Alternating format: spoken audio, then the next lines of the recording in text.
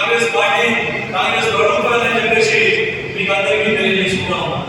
మరి ఇన్ని కార్యక్రమాలు అదొకటే కాకుండా ఈరోజు గెస్టెడ్ హెడ్ మాస్టర్ పట్టుకొని ఐఏఎస్ ఐపీఎస్ కొంత ఎంఆర్ఓలు ఎంపీఓలు అందరూ కూడా ఎస్టీలు ఎస్సీలు బీసీలు ఈరోజు ఉన్నారు కాబట్టి మన కాంగ్రెస్ ప్రభుత్వం ప్రవేశపెట్టే రిజర్వేషన్ల వల్ల చెప్తాము.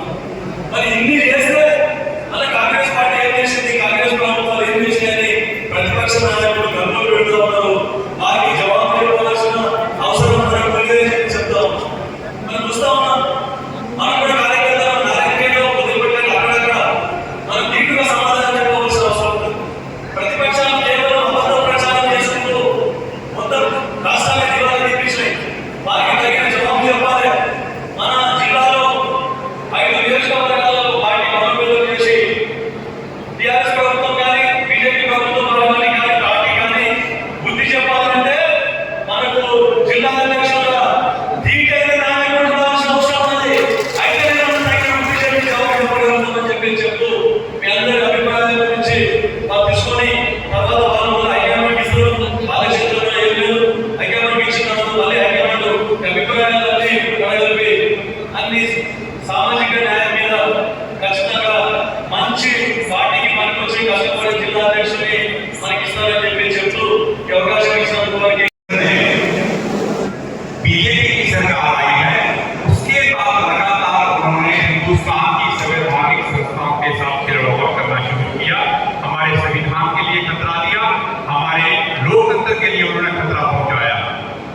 आज स्थिति यह है कि लोगों का विश्वास माननीय न्यायालयों से उठ गया है, लोगों का विश्वास इलेक्शन कमीशन ऑफ इंडिया से उठ गया है, लोगों का विश्वास सीबीआई से उठ गया है, ईडी से उठ गया है। हर वो संवैधानिक संस्था जो हमारे लोकतंत्र को मजबूत करती थी, उसके ऊपर से लोगों का विश्वास धीरे धीरे उठना शुरू हो गया है। और अब तो ये स्थिति है कि जो हमारा 14 स्तंभ हुआ करता था, जिसको हम मीडिया कहते हैं, मीडिया के आधार पर पहले लोग अपनी राय बनाते थे। मीडिया वाले गांव गांव जाकर, हर इलाके में जाकर जो लोगों की समस्याएं होती थी वो सरकार के खिलाफ बोलते थे। इसलिए बोलते थे ताकि जो सरकार की कमियां हैं उनको बताया जा सके, जनता के बीच में रखा जा सके और उसको आगाह किया जाए कि अगर आप हमारी इन मांगों को नहीं मानेंगे तो हम आपकी सरकारें बदल देंगे। ये मीडिया का काम हुआ करता था। लेकिन पिछले 12 वर्षों में मीडिया घरानों को या तो इन्होंने डराया धमकाया है या इनको खरीद लिया है। अब जो भी एजेंडा चलता है, 2 लोग एजेंडा तय करते हैं। भारतीय राष्ट्रीय जो हमारी सरकारें हैं, सरकार के जो मुखिया हैं, वो एजेंडा तय करते हैं कि मीडिया वालों को रात को 8 से 9 बजे के बीच में क्या बोलना है।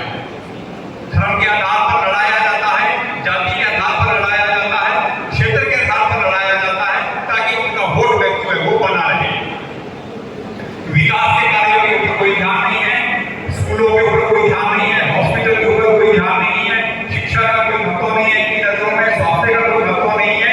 अभी आपने देखा होगा पेपर लीक का मामला, जब हमारे जैनजी के लोगों ने दिल्ली में धरना किया तब जाकर उनको शिक्षा मंत्री का इस्तीफा लेना पड़ा। इतनी मुसीबत में देश इस समय है। ऐसे समय में हमारे भारतीय राष्ट्रीय कांग्रेस के अध्यक्ष माननीय मल्लिकार्जुन खड़गे जी और लीडर ऑफ ऑपोजिशन आदरणीय श्री राहुल गांधी जी ने ये निर्णय लिया कि हम अपने संगठन को इतना मजबूत करेंगे ग्रास रूट लेवल में कि जो हमारी आवाज है वो गांव गांव तक पहुंचे। किस तरह से अपने लोकतंत्र को बचाया जा सके, किस तरह से हम अपने संविधान को बचा सके, इस लड़ाई के लिए लोगों को तैयार करना है। जमीन स्तर पर, बूथ स्तर पर, मंडल स्तर पर, जिला स्तर पर। इसी की कवायद के रूप में मैं यहाँ आप लोगों के बीच में हूँ। आपसे गुजारिश పట్టుబొమ్మలు రాజకీయ పార్టీల సంస్థాగత నిర్మాణానికి ఆదర్శంగా అఖిల భారత కాంగ్రెస్ పార్టీ ఈరోజు సంఘటన సృజన్ అభియాన్ అనే పేరుతో మొత్తం దేశవ్యాప్తంగా నియోజకవర్గాల్లో అధిపతిగా జిల్లాను కేంద్రంగా తీసుకొని నిర్మాణమైన ఒక కార్యక్రమాన్ని నాయకత్వం కోసం నిర్దేశించింది. అందులో భాగంగానే ఏఐసిసి నుంచి దీపక్ రాథోర్ గారిని ఒక అబ్జర్వర్గా, తెలంగాణ ప్రదేశ్ కాంగ్రెస్ కమిటీ నుంచి పెద్దలు దుద్దిల శ్రీనుబాబు గారిని, అలాగే డాక్టర్ రియాజ్గా పిలువబడే నన్ను ఇక్కడ సంగారెడ్డి జిల్లాకు సంబంధించిన నాయకత్వాన్ని ఏర్పాటు చేసే క్రమంలో నారాయణ ఖేడ్కి ఈరోజు వచ్చేసాను. ప్రధానంగా దీంతో పాటుగా మహిళా కమిషనర్గా పనిచేసి ఆ రోజు ఆమె మహిళకి సంబంధించిన కాంగ్రెస్ అధ్యక్షురాలు వివరించిన నేరల శారదా గారు కూడా మాతో ఉన్నారు. మమ్మల్ని ఈరోజు గౌరవ ఎమ్మెల్యే సంజీవరెడ్డి గారు ఇక్కడికి ఆహ్వానించారు. కార్యకర్తలతోటి ఈ రోజు ఎవరైతే మేము పరిశీలకులు వచ్చామో స్వేచ్ఛగా మేము మాట్లాడతాం. సర్పంచ్ స్థాయి నుంచి ఆ పై స్థాయిలో ఉన్న వాళ్ళందరూ కూడా ఒకరి తర్వాత ఒకరు స్వేచ్ఛగా తమ అభిప్రాయం చెప్పే అవకాశాన్ని కాంగ్రెస్ పార్టీ ఇస్తుంది. ఒక బలమైన నాయకత్వం, సైద్ధాంతిక భూమిక కలిగిన నాయకత్వం, త్యాగనీయత కలిగిన నాయకత్వాన్ని కార్యకర్తల నుంచే తీసుకోవాలనే ఒక గొప్ప తలంపుతోటి ఈరోజు కాంగ్రెస్ పార్టీ అన్ని రాజకీయ పార్టీలకు ఆదర్శంగా ఉంది. ఇప్పటివరకే 5 నియోజకవర్గాల్లో 3 నియోజకవర్గాల పర్యటన విజయవంతం అయిపోయింది. ఈరోజు ఉదయం మాకు నారాయణఖేడ్ ఉంది, మరి సాయంత్రం మాకు ఆందోళన నియోజకవర్గం ఉంది. ప్రతి కార్యకర్త అభిప్రాయాన్ని మేము లిఖిత రూపకంగా మేము నమోదు చేసుకుంటాం. ఈ నమోదు చేసుకున్న అభిప్రాయాల్ని ఏఐసిసికి నివేదిస్తాం. అందులో దాదాపుగా 10 నుంచి 12 మందితో కూడుకున్న ప్యానెల్కి సంబంధించిన అభ్యర్థుల్ని నిర్ణయిస్తాం. తర్వాత ఏఐసిసి పెద్దలు, పిసిసి పెద్దలు, అట్లాగే ఏఐసిసి పరిశీలకులతోటి డిస్కస్ చేసి ఎవరి నాయకత్వం. పాత్రికేయ మిత్రులకు ఈరోజు డాక్టర్ రియాజ్ గారు ఇంతకుముందే మీకు చెప్పినట్టు సంఘటన్ సృజన్ అభియాన్ సంస్థాగత పునర్నిర్మాణ కార్యక్రమంలో ఎవ్వరు ఏ పార్టీ ఎన్నడూ చేయనట్టు, ప్రపంచంలోనే ఎక్కడ చేయనట్టు కాంగ్రెస్ పార్టీ కింది స్థాయి నుంచి అభిప్రాయాలు తీసుకొని ఒక ప్రజాస్వామ్యబద్ధంగా కుల మత భేదాలు లేకుండా OBC, BC, minorities, forward caste, schedule caste అన్ని కలిపి ప్రజాభిప్రాయం ప్రకారం ఒక లీడర్ని ఎలక్ట్ చేసుకునే ప్రోగ్రామ్ ఇది. దీన్ని మేము ఇది రాహుల్ గాంధీ గారి ఆలోచన, మా ప్రెసిడెంట్ మల్లికార్జున్ ఖర్గే గారి డైరెక్షన్, మా టీపీసీసీ మహేష్ గౌడ్ గారిది, మీనాక్షి నటరాజన్ గారిది, సచిన్ సావంత్ గారిది, వీరందరి డైరెక్షన్స్లో చేస్తున్నాము. కానీ దీంట్లో గ్రేట్నెస్ ఏంటంటే ఇలాంటి కార్యక్రమం ఇంతవరకు ఎక్కడ జరగలేదు, జరగబోదు. మాకు మీకు పాత్రికేయ మిత్రులకు చెప్పేది ఎంత ఇంపార్టెంటో మీరు కూడా దీన్ని ప్రజలకు తీసుకెళ్ళాలి. ఎందుకంటే దిస్ ఇస్ ఏ రెవల్యూషన్. ఇంతవరకు ఇట్లా ఎప్పుడైనా అయిందా? మీరే ఎన్నోసార్లు మీ టీవీ ప్రోగ్రాంలలో చెప్తారు కాంగ్రెస్లో పైనుంచి వస్తుందని. కాంగ్రెస్ సిద్ధాంతానికి రివర్స్ ఇది. ఫస్ట్ కింది నుంచి పై వరకు చేసి పునర్నిర్మాణం చేసి రాహుల్ గాంధీ గారిని 2029లో ప్రైమ్ మినిస్టర్ చేసే బాధ్యత మా మీద ఉంది. కాబట్టి ఇంత సిన్సియర్గా చేస్తున్నాము. దానికి ఎమ్మెల్యే గారు మాకు చాలా సహకరించి ఈరోజు ప్రోగ్రాం పెట్టి ఇంపార్షియల్గా చేయాలి, ఇక్కడ ఎవరు క్యాంపెయిన్ చేయరు అని వారి కాన్ఫిడెన్స్ అని చెప్పారు. అదే ప్రకారంగా ఇవాళ కార్యక్రమం చేసుకుని సాయంత్రం ఇంకా మిగతా అన్ని వారు చెప్పారు. కాబట్టి ఎప్పుడు అయిపోతుంది, ఏ కార్యక్రమం ఇంకొక ఈ రోజుతో అయిపోతుంది. తర్వాత ముఖ్య నాయకులతో కూడా ఏఐసిసి వారు చెప్పినట్టు ఏఐసిసికి పంపినాక ముఖ్య నాయకులతో కూడా మళ్ళీ మాట్లాడతారు.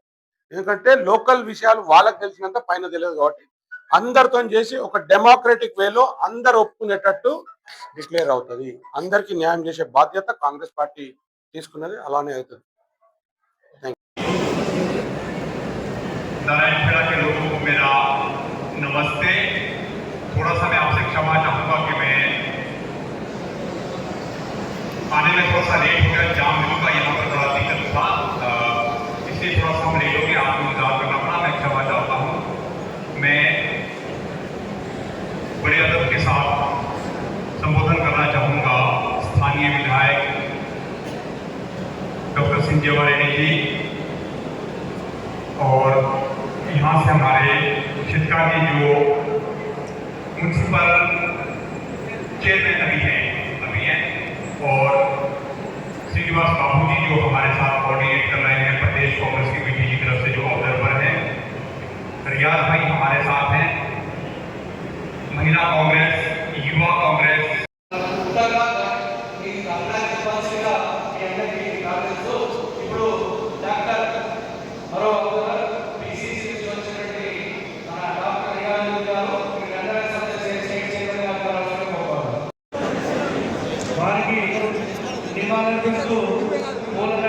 పూలతో మరి వారిని కొనియాడుతూ ఉన్నారు. అదేవిధంగా